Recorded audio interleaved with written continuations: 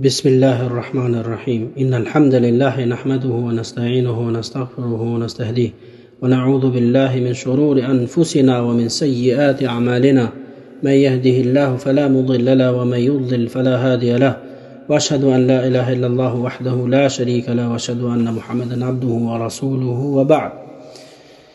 Në emrin e Allahut mëshiruesit mëshirbërësit, falënderimi takon Allahut, atë falenderojmë dhe prej tij ndihmë dhe falje kërkojmë. I kërkojmë Allahut azza wa jall të na ruajë nga keqja vetëve tona dhe punëve tona. Ka udhëzon Allahu azza wa jall, nuk ka kush humb atë dhe kush zgjedh për veten e tij devijimin, nuk ka kush udhëzon atë përveç sa Allahu azza wa jall. Dëshmojmë dhe deklarojmë se nuk ka të adhuruar tjetër më drejt përveç Allahut azza wa jall, një vetëm pa i bërë shok atij, dhe dëshmojmë se Muhamedi është rob i dërguari i tij sallallahu alaihi wasallam. Envijim. Libri i të vdekurit, libri i xhenazes. Dhe në mësimin e kaluar folëm për kuptimin e fjalës xhenaze dhe gjithashtu folëm rregullat të cilët lidhen me personin i cili është akoma pra në jetë, por se është në krevatin që të cilin pra mund dhe të ndrojë jetë dhe të japi shpirtin. Dhe thamë se nga të drejtët që kemi ndaj çmurit është vizita, po ashtu t'i fusim gëzim dhe hare, gjithashtu nëse shohim që është pra në rrezik për jetën e tij, t'i përmendim pra pendimin tek Allahu të pendohet, gjithashtu nëse ka borxhe t'i shlyej, e nëse nuk ka t'i shlyej, le t'i lej ato porosi të ndryshme të cilët pra janë të nevojshme për t'i lënë njerëzve më pas, gjithashtu t'i flasim atij se me butësi se ajo çka është pra caktimi i Allahut azza wa jall dhe është e drejtë dhe nuk ka padrejtësi që i bën Allahu njeriu, gjithashtu t'i kërkoj falje nga gjunahet, mendoj mirë për Allahun e lartësuar dhe është për suneteve siç tham se t'i përkujtojmë atij shahadetin, dëshminë la ilaha illallah Muhammed Rasulullah, ta drejtojmë ato nga kibla dhe nëse ndodh që ndodhemi aty kur të vdes, t'i mbyllim syt, gjithashtu t'ja drejtojmë gjymtyrët dhe ja shpejtojmë faljen e xhenazës, pra varrosin e tij vetëm nëse është domosdoshme për ta mbajtur derisa të mblidhen njerëzit. E hapim lajmërimin, thamë është nga sunetet që ta përhapim lajmërimin dhe pasi të shkojmë atje folëm për formën e varrimit. Po ashtu folëm se namazi falet me 4 tekbire dhe gjithashtu folëm se qëndrojmë pasi mbulojmë atë dhe qëndrojmë mbi varrin e tij dhe lutemi Allahut azza wa jall që t'ja largoj sprovën, t'ja largoj pra ta bëj atë të qëndrueshëm në pyetjet që do ja bëjnë me lajket dhe ta bëj Allahu prej banorëve të xhenetit. Gjithashtu folëm për namazin e atij personi i cili ndron jetë dhe nuk është në vendin e tij dhe thamë se kur ai personi i cili ndron jetë është person me peshë dhe me pozitë dhe nga vepër mirë dhe njerëz që njihen për devotshmëri, thamë se i falet xhenazea në mungesë të trupit dhe hadithi ishte hadithi në Xhashiut radhiyallahu anhu, po ashtu hadithi i gruas së cilës ishte shërbëtore tek xhamia e dërguarit Allahut sallallahu alaihi wasallam.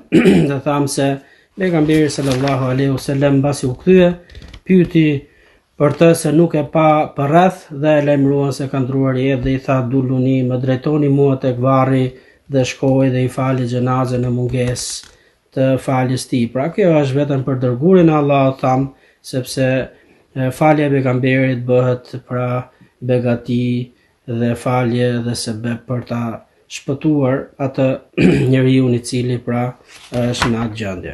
Po më pastaj tema e sotshme në ndihmën e Allahut azza wa jall është babu fil kufun, pra qefini. Tema është rreth qefinit, rreth mbulesës, çfarë mbulese pra përdorim për të vdekurin dhe sa janë ato.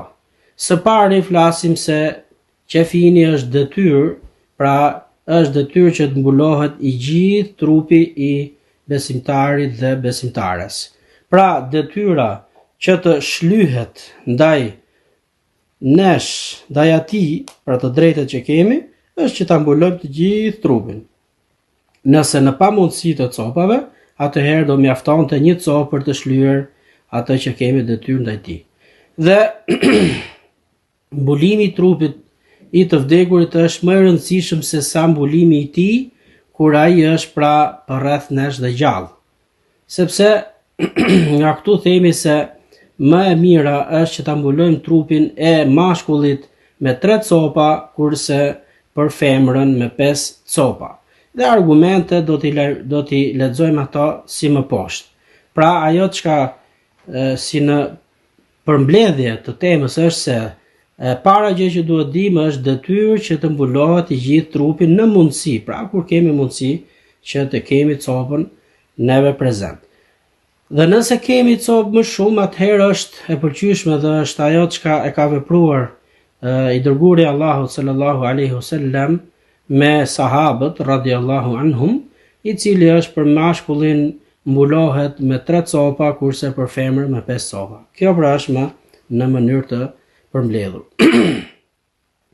Sheikh Abdul Ghani al-Maqdisi, Allahu mëshiroft, ka përcjellur për ne hadithe me numër 155.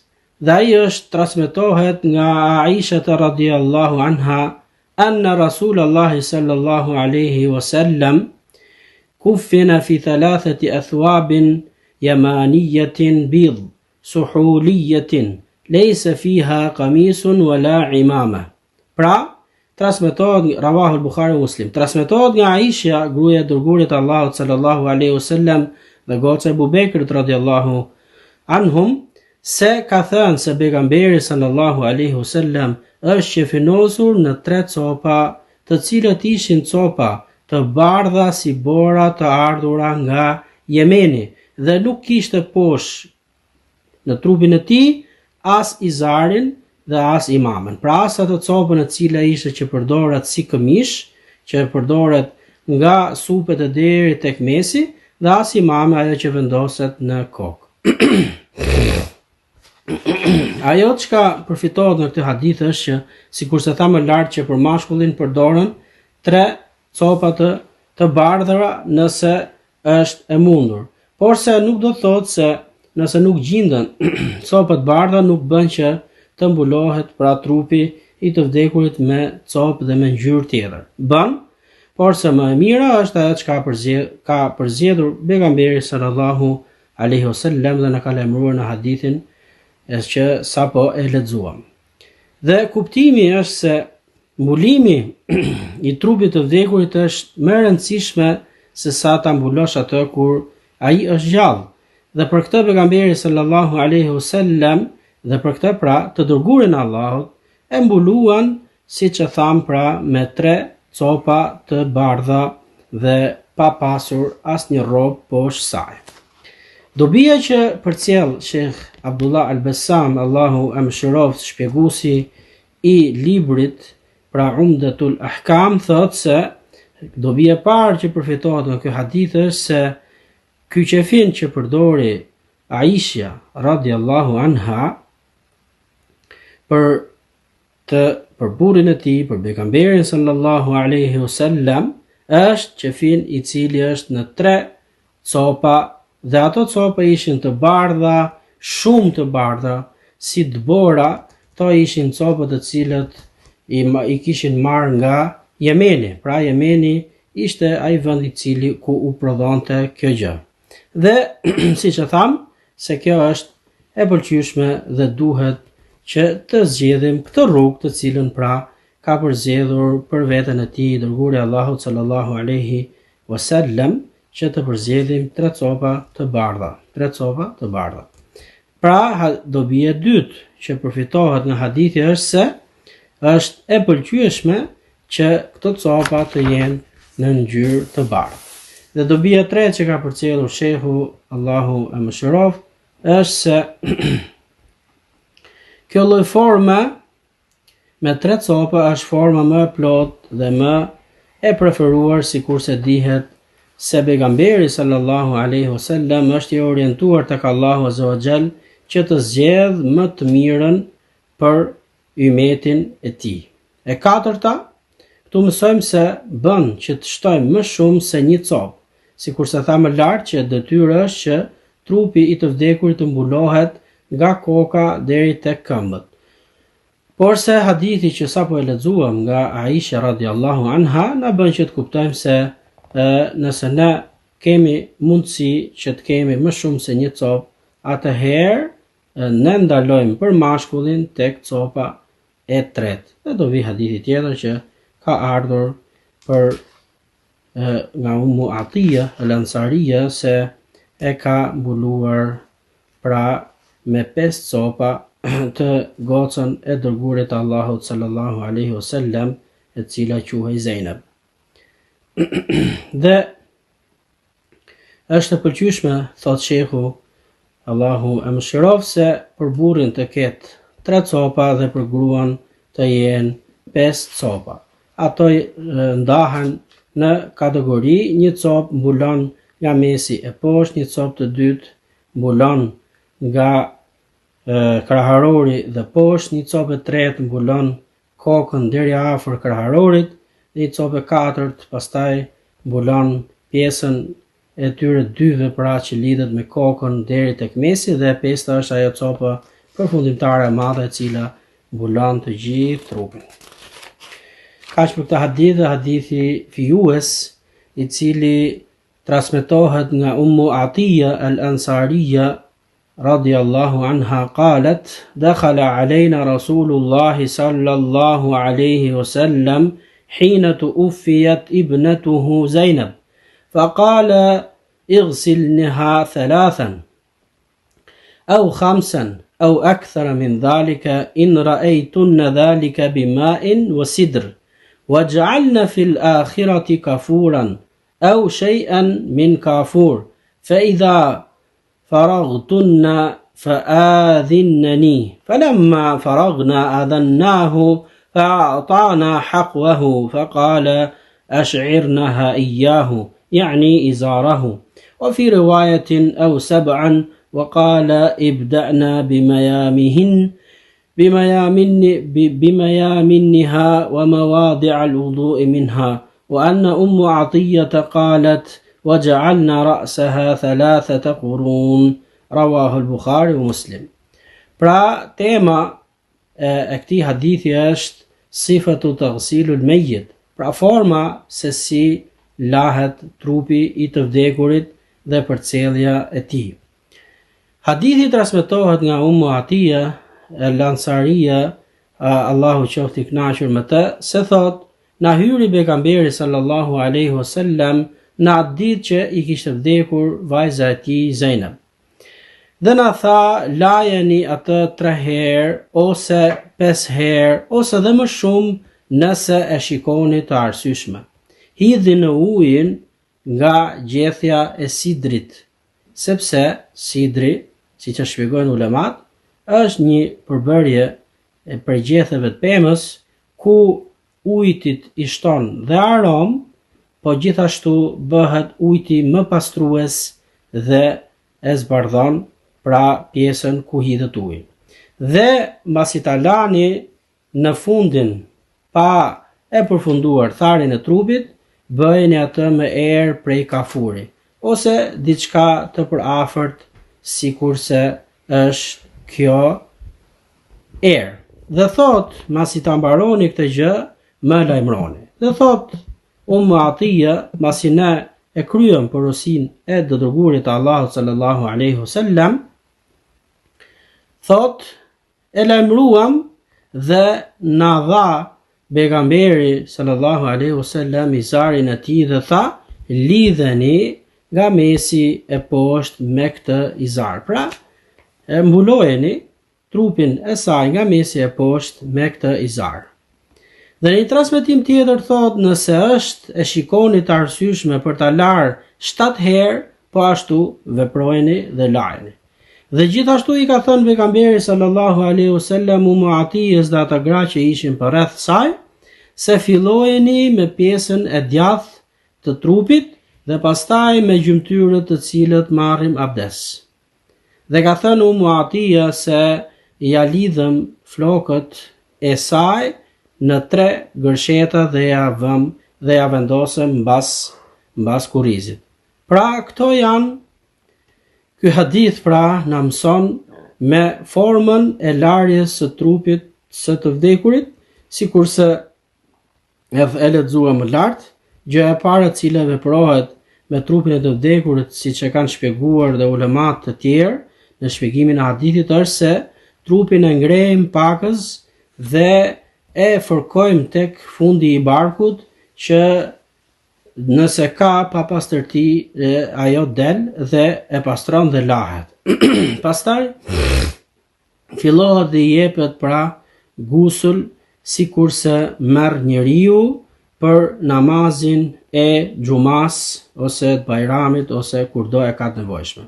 Fillohet nga e djatha e tij dhe pastaj përfundon marrjen e abdesit. Pastaj i hedh ujë në gjithë trupin e tij dhe e përzihen ujin, sikurse përmendet në hadith, me gjethe sidri nëse kemi mundësi që nëse i kemi pra i përdorim. Dhe në afër fundit të larjes, dhe thot larja bëhet me numër tek, siç e ka e përmendur pejgamberi sallallahu alaihi wasallam, që e lan atë 3 herë. Nëse e shikon se është e nevojshme, atëherë i hedh ujë 5 herë.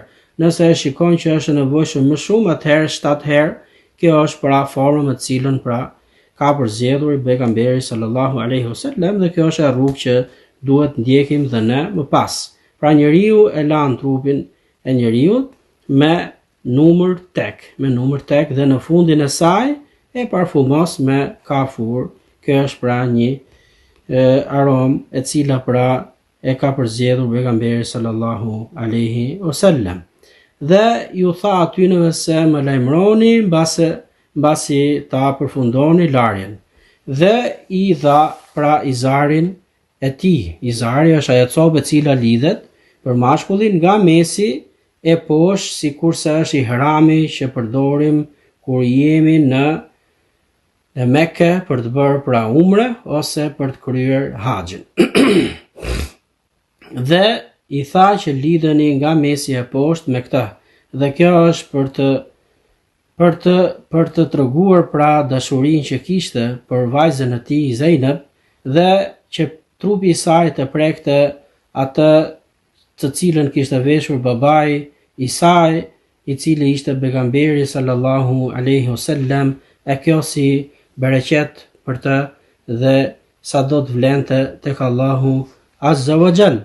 Përsa kjo, siç thanë ulemat, nuk është e këshillueshme që ta bëj askush për nesh, sepse kjo është një vlerë dhe është një karakteristik vetëm për të dërguarin e Allahut sallallahu alaihi wasallam dhe për askënd tjetër pas tij. Dhe pa diskutim që këtu vlen që të përmendim se ky hadith pra është refuzim dhe për të gjithë ata grupacionet të cilët janë sufista, shia, apo të sektit Bektashi, të cilët pra baballarët e tyre pretendojnë se janë njerëz të shenjtë dhe njerëz të cilët pra nëse ata prekin diçka me dorë, ajo bëhet pra e bereqetshme, apo nëse trupi i tyre pra prek trupin e tjetrit, bëhet i bereqetshëm dhe shërohet dhe bëhet pra i shëndetshëm. Gjithashtu nëse njerëzit prekin nga rrobat e tij, gjithashtu bëhet po e njëjta gjë. Pra pretendojnë atë çka i përket vetëm Allahut azza wa jall. Allahu është ai i cili e shëron trupin e njeriu, Allahu është ai i cili e bën trupin e njeriu të begatshëm, Allahu është ai i cili pra është ai që e shëron çdo kënd. Dhe askush tjetër nuk ka mundësi që të marrë atributet e Allahut azza wa jall. Dhe ajo çka ka vepruar i dërgumi Allahut sallallahu alaihi wasallam është ajo çka është prej Allahut, pra Allahu ja ka dhënë atij si mrekulli, ku dhe kjo ishte dhe ndodhte vetëm se me lejen e Allahut azza wa jall. Pra çdo pjesë e trupit ose çdo rrobe që mbante pejgamberi sallallahu alaihi wasallam, ose uji i cili binte nga gjymtyrët e pejgamberit sallallahu alaihi wasallam, ishte bereqet për njerëzit dhe e mershin dhe ata u lanin me të ose i përdonin si rrobe, por se e dishin në brendësinë e tyre se është ai Allahu Azza wa Jall që ja kishte dhënë këtë lloj cilësie, pra këtë lloj mrekullie, jo cilësie, këtë lloj mrekullie nga Allahu Azza wa Jall tek pejgamberi i tij sallallahu alaihi wasallam. Prandaj dhe ne futëm këtu se ajo çka ndodh me tyrbet, ajo çka ndodh me ato që drejtojnë këto tyrbe është një diçka e cila pra është kufër, shirk, mohim e asaj çka quhet pra besim tek Allahu Azza wa Jall. Njeriu dhe pra besimtari dhe besimtarja nuk u drejtohet tyre kulteve, nuk i drejtohet tyre njerëzve për asgjë, sepse ne i drejtohemi vetëm Allahut Azza wa Jall. Nëse njeriu nuk e ka ditur deri dje se kjo është mohim e asaj çka quhet besim tek Allahu Azza wa Jall dhe asaj çka quhet nuk ka të adhuruar me drejt përveç Allahut Azza wa Jall, atëherë nga sot e pas pendohet tek Zoti dhe thot la ilaha illallah Muhammed Rasulullah dhe nuk e përsërit të vepër, sepse kjo vepër të nxjerr nga Islami, të nxjerr nga Islami. Pra, sikurse bëm këtë ndërhyrje për që një sqarim dhe refuzim për çdo kënd i cili pra pretendon këtë lloj gjëje të cilët nuk i përket dhe nuk është atributi i tij, por se është atributi i Allahut Azza wa Jall. Pra kuptimi i përgjithshëm, sikurse e tham dhe më lart, është ajo çka sapo e lexuam dhe dobit që ka përcjellur Sheikh Abdullah al-Bassam për këtë hadith. E para është se larja e trupit të vdekurit është farz kifaje, pra është detyrë. Pra nëse dikush ngrihet dhe vepron, ajo bie si detyrë për pjesën tjetër. E dyta, gruaja nuk lahet vetëm se nga gratë dhe po ashtu dhe burrat nuk e lajnë burrin mashkullin vetëm se meshkujt. Në përjashtim me gjinin të cilët pra janë mashkull dhe femër që janë burri dhe gruaja. Gruaja e lan burrin e tij, e saj, po ashtu dhe burri e lan gruan e tij. Sikurse pra e tham se gratë lajnë gratë, meshkujt lajnë meshkujt, por se kur është pra burr dhe grua lejohet që të lajnë njëri tjetrin. E treta, e lajmë trupin 3 herë dhe kjo është më e pakta. E nëse duhet, atëherë lajmë 5 herë. E nëse duhet dhe është e nevojshme, e lajmë atë 7 herë, me numër tek. Kjo është pra suneti i dërguarit Allahut sallallahu alaihi wasallam. Gjithashtu, nëse ndodh në trupin e njeriu që të ketë çarje apo ndërhyrje, atëherë bën që t'ja mbyllësh ato plak me diçka dhe që të mos kullojnë dhe mos nxjerrin diçka nga trupi. E katërta, është e këshillueshme që numri i larjeve të jetë pra tek sikurse u përmend në hadith 3, 5 dhe 7. E pesta, të hedhim në ujë pra sidër, gjethen e sidrës, sepse ai është një pastrues shumë i mirë dhe ta përzijem ujin bashkë me këtë gjethe. Po ashtu përfitohet nga hadithi se përzierja e ujit me diçka të pastër nuk e ndot ujin, uji ngelet i pastër dhe pastron të tjerët. E gjashta, në fund e parfumosin trupin që të ngelet era e mirë në trupin e të vdekurit. Larja fillohet nga ana e vlefshme, pra siç është ana e djathtë dhe pastaj të gjitha gjymtyrët e abdesit. Ja bëjmë gërshet flokët nëse flokët i ka gjata në 3 gërsheta dhe ja shtrojmë ata mbas kurrizit. Gjithashtu në këtë hadith mësojmë se gjërat e pejgamberit sallallahu alaihi wasallam ishin të bereqetshme, sikurse e përmendëm atë më lart, sepse kjo ishte një mrekulli që Allahu Azza wa Jall ja ka dhënë vetëm pejgamberit sallallahu alaihi wasallam, dhe kjo siç dihet është pra diçka që është vetëm për atë të veçantë dhe askush nuk merr pjesë tek kjo gjë. Pra nuk lejohet për askënd që të veprojë sikurse veproi pejgamberi dhe ka vepruar i dërguari Allahut sallallahu alaihi wasallam.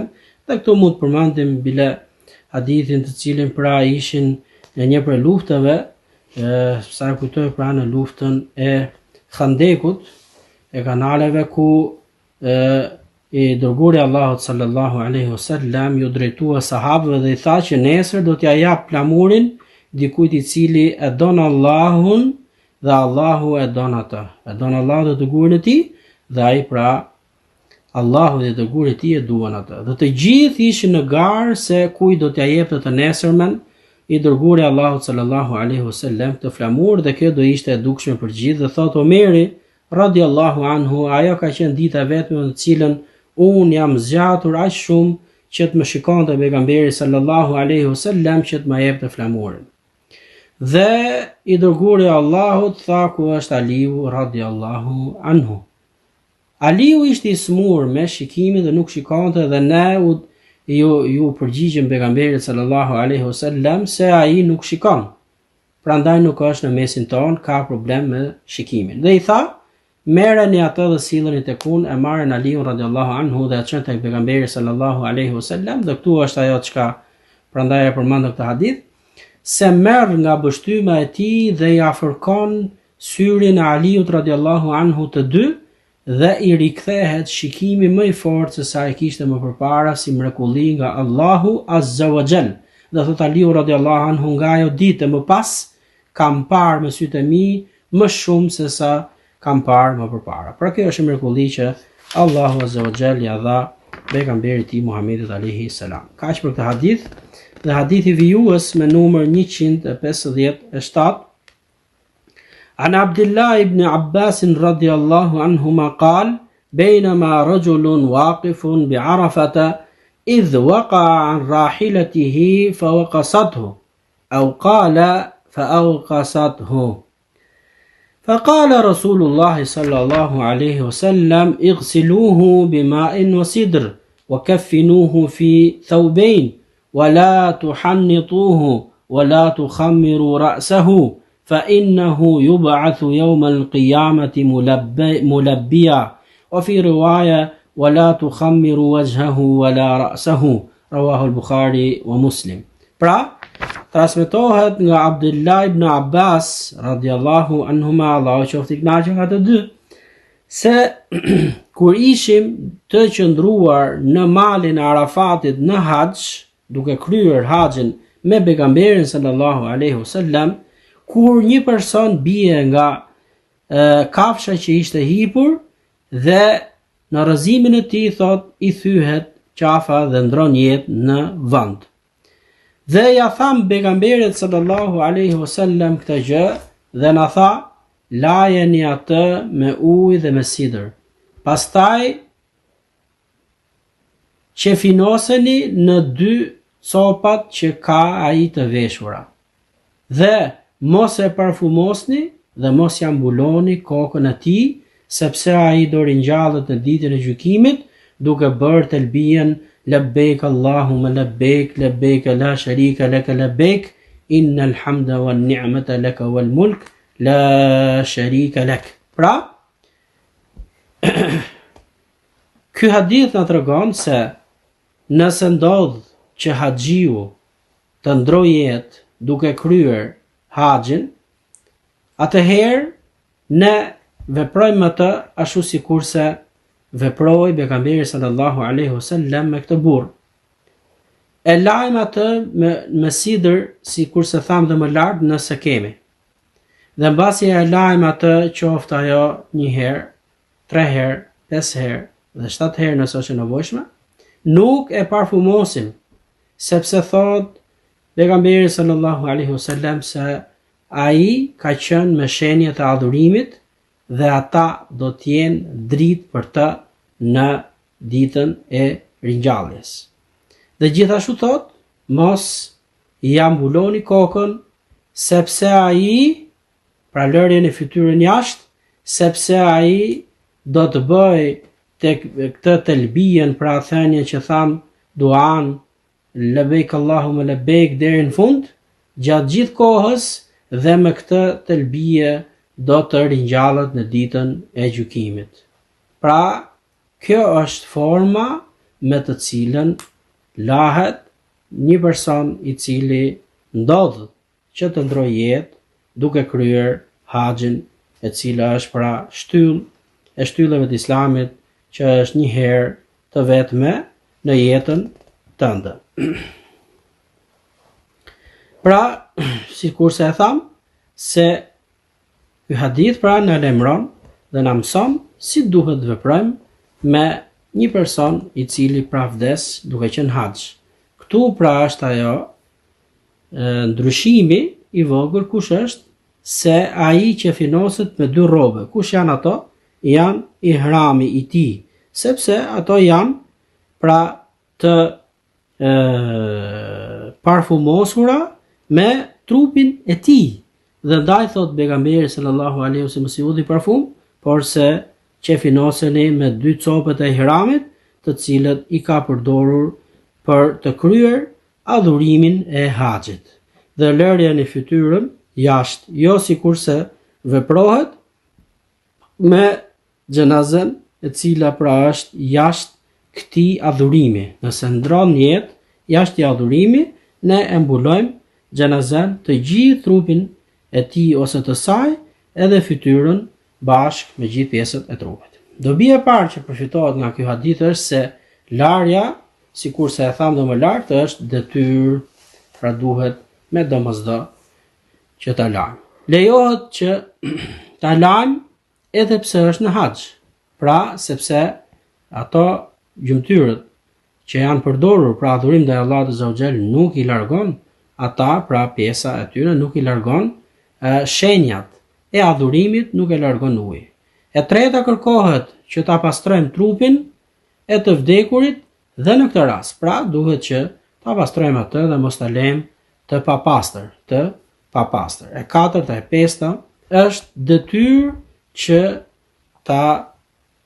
që finosja, pra është detyrë, sikurse ka ardhur në këtë hadith, që ta bëjmë me dy copat të cilët i ka përdorur haxhiu për të kryer haxhin, ritualin e haxhit.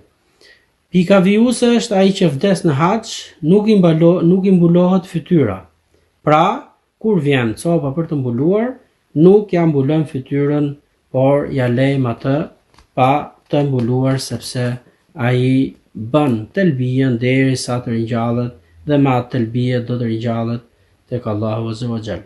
E shtatë është ndaluar ta parfumosim të vdekurin në haxh, sepse atij pra do t'i vijë aroma e adhurimeve që ka kryer gjatë ritualit haxhit.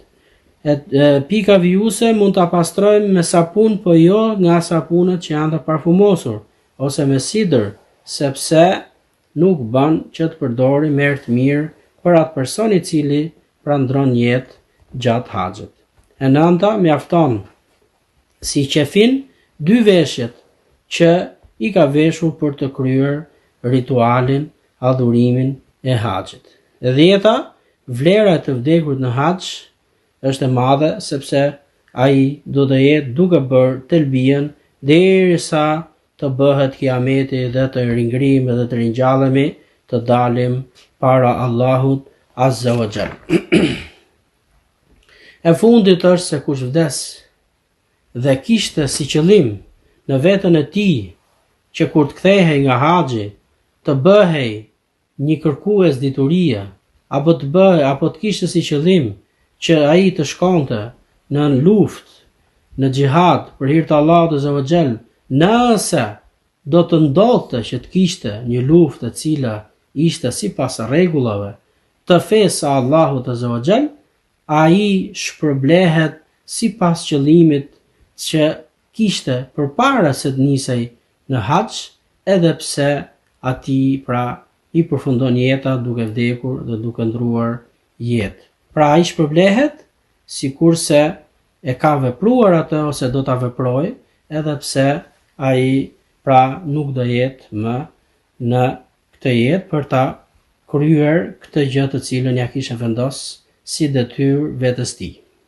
Pra njeriu vdes sipas qëllimit të tij. Pra nëse ka qëllime të mira, ai person shpërblehet për ato qëllime që i ka vendosur vetes tij. Ndaj besimtari dhe besimtarja asnjëherë nuk duhet që ta lej veten e vet kështu, pra pa i përcaktuar disa gjëra të cilat janë të dobishme për veten e tij ose të saj. Pra, sikurse e përmend shehu Abdullah al-Besam që besimtari dhe besimtarja i vendos vetes vet pra disa qëllime që thot unë dua dhe do mundohem që të bëhem më i dobishëm për veten time, të kërkoj fen Allahut azza wa jall, të mësoj sa më shumë, të mësoj për librit të Allahut përmendesh, pra për Kur'anit, që të jemi dobishëm për veten dhe për familjen time.